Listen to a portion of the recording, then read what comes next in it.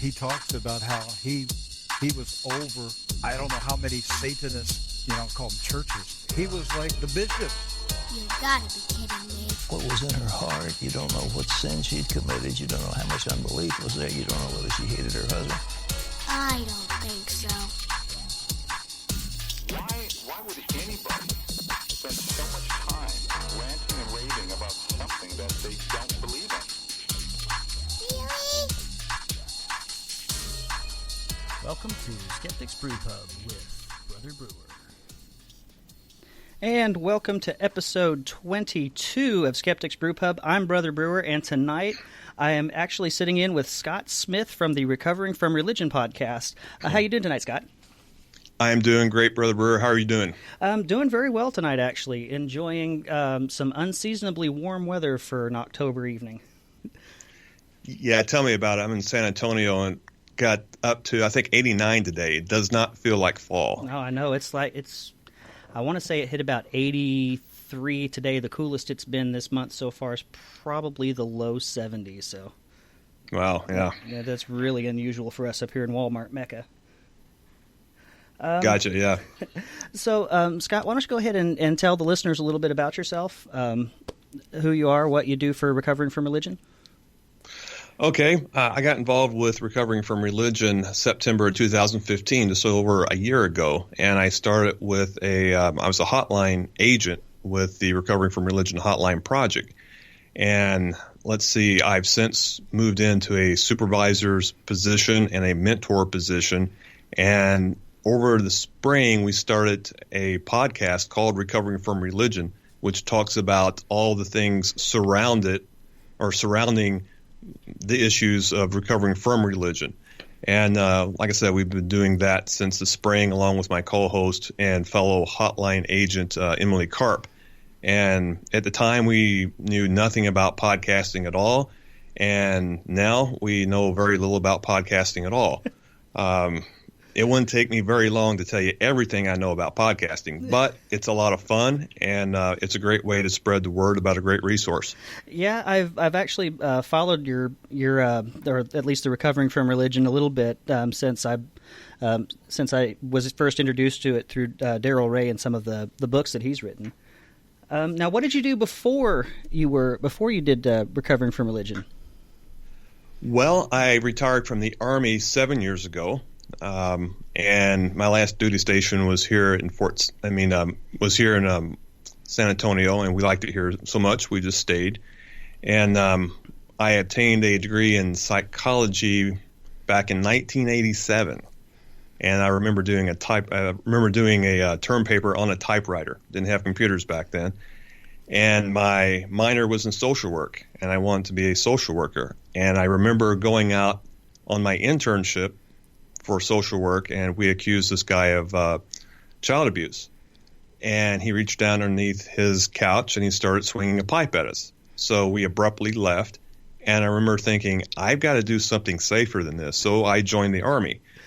Oh, that's a lot safer. Yeah, it is. But it's a great career. Traveled the world, and that was probably the biggest part of my deconversion process, was just seeing how different cultures around the world lived, and they were doing just fine, maybe even a little bit better. And that's probably what started my road to being an atheist, I guess. Okay. I noticed in your biography, just a little bit off topic, the biography that you sent me, that one of the places that you had been to was Haiti. How long ago was that? This was 20 years ago. This was early 90s. Okay. We deployed there. Okay, because I got to do a few months down there because I was a hospital corpsman in the Navy myself. And the Marine unit the Marine battalion I was assigned to was sent down to Haiti back in 97, 98, somewhere in there for Uphold Democracy. They were working as a guard force for, first it was the Army combat engineers that were in there, and then the Seabees came in after that, and we're building stuff down there. So it was a pretty fun time. I see. Yeah, engineers are the last ones to leave. Yeah, my grandpa was one of the Seabees in World War II, and he had put up a sign on one of the beachheads that said, "Welcome Marines." I'm sure they enjoyed that. Oh, they did. Now, you were talking a little bit about the podcast. Why did you guys decide to go ahead and jump into that? I've seen some pictures from your studio that you've posted, and you have an amazing setup in there, let me tell you. Well, thank you. We decided to do the podcast because a lot of the callers to the hotline mentioned that they listen to podcasts on a regular basis. And whenever another podcaster gives us a plug, that increases a lot of calls to the hotline. So my two brain cells just finally figured it out. Hey, maybe we should have our own podcast. And I sat down and kind of drew up a format, and I emailed that to Emily, my co-host, and I said, Emily, tell me why this sucks. And she wrote back and says, I like it. Let's do it.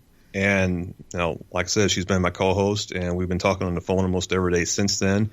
And it has spread the word about our resource, and it's got volunteers and donations, and that's kind of how we measure our success. We're not that concerned about downloads or anything like that or ratings. It's is it helping the resource? That's what we gauge how well we're doing.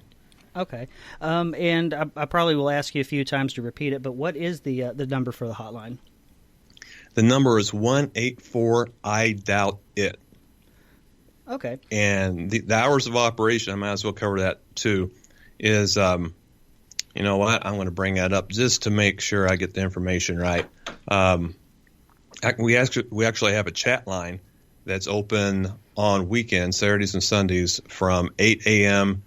to 10 p.m. Central. And the hotline is open Monday through Friday, 4 p.m. Central to 10 p.m. Central, and Saturdays and Sundays from 8 a.m. Central to 10 p.m. Central. So if you try to call another hour, you'll get a recording. But if you call during those hours, you should be able to get through. Okay. Now, as far as the hotline, about how long has that existed? I mean, as part of Recovering from Religion? That was born in February of 2015, and the chat line was born in February of 2016. Okay, so they're both relatively new as far as that goes? Yes.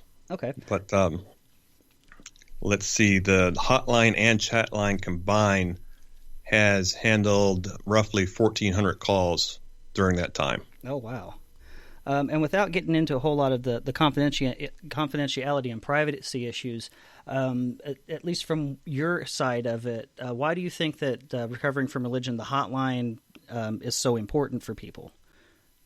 Well, our callers have one thing in common. They don't have anyone to talk to about these issues. We're it. And if you're trying to go through anything, if you're going through that alone, it can make it twice as difficult. And we provide someone that will listen to them. We're not counselors or therapists or lawyers or anything like that. 90% of what we do is just listen to somebody.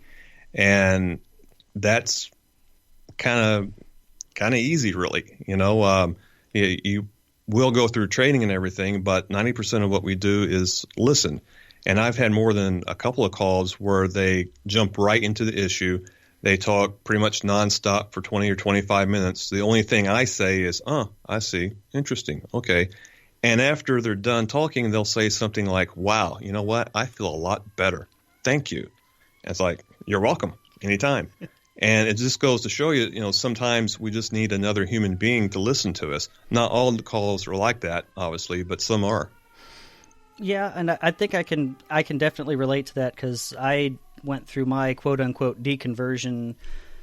Let's see, it's actually pretty recent. It was just about, I can date it to about 2 weeks before the Oberfeld decision came out from the Supreme Court. So it's been really recent for me, and I didn't know about the Recovering from Religion when that happened, and so it was hard for me to find somebody to talk to as this process was going on with me.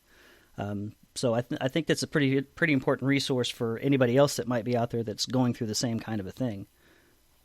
Yeah, and we get that a lot. A lot of people tell us, I wish you guys were around 10 years ago when I was going through this.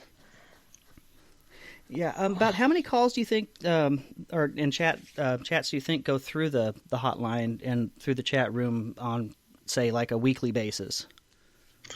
On a weekly basis is between 20 and 25, right about in there. It kind of varies as the holiday season approaches. It sometimes goes up a little bit, goes down a little bit over the summer, but it averages around 20 to 25 a week. Okay.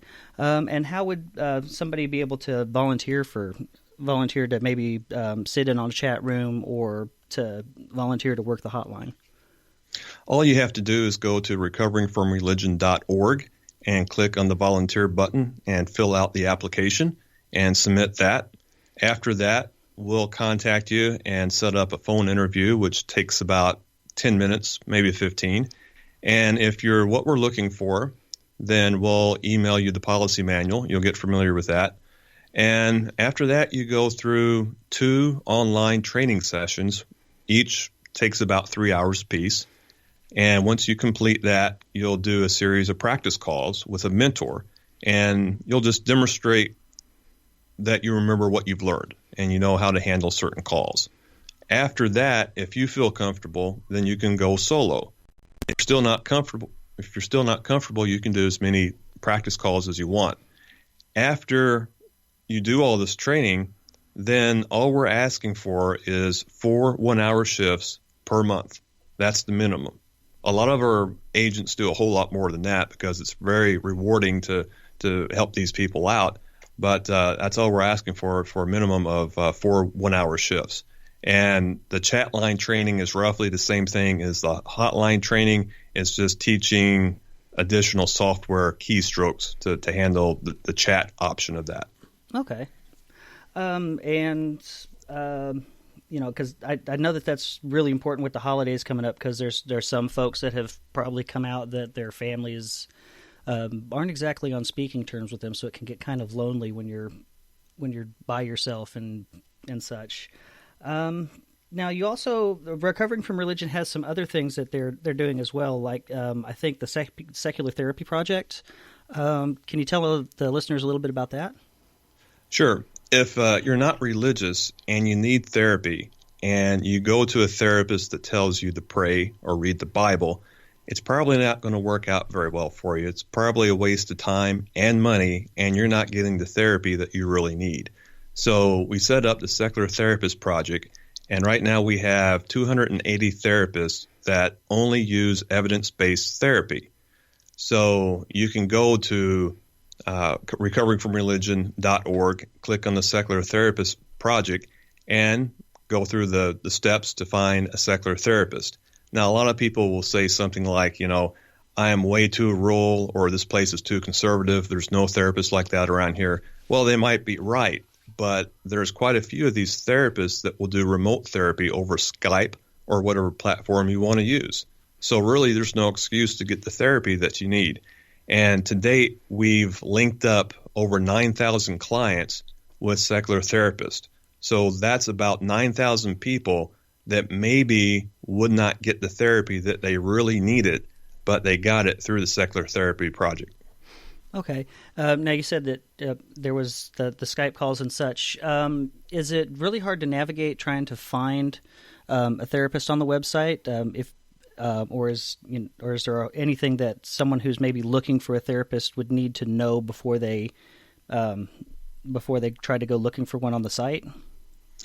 Well, someone probably has a rough clue of what the issues are. Okay, that they may not have a diagnosis, but they know it's possible that they're battling depression. So you start looking for a therapist that maybe specializes in that. And just because you're linked up with one doesn't mean you have to take that one. Okay, it's your money, you're the customer, and you can choose a therapist that you think will best serve your needs. And to use this resource, it's free. Once you find a therapist, they'll probably want to get paid. So that's between you, them, and the insurance company. Okay. Now, another question, this is speaking as someone who's not quite as familiar with therapy outside of, say, the military or through the VA system or something like that. How much of a need actually is it? How prevalent is it to find therapists that are going to be religious as opposed to seeing a therapist that would be more secular.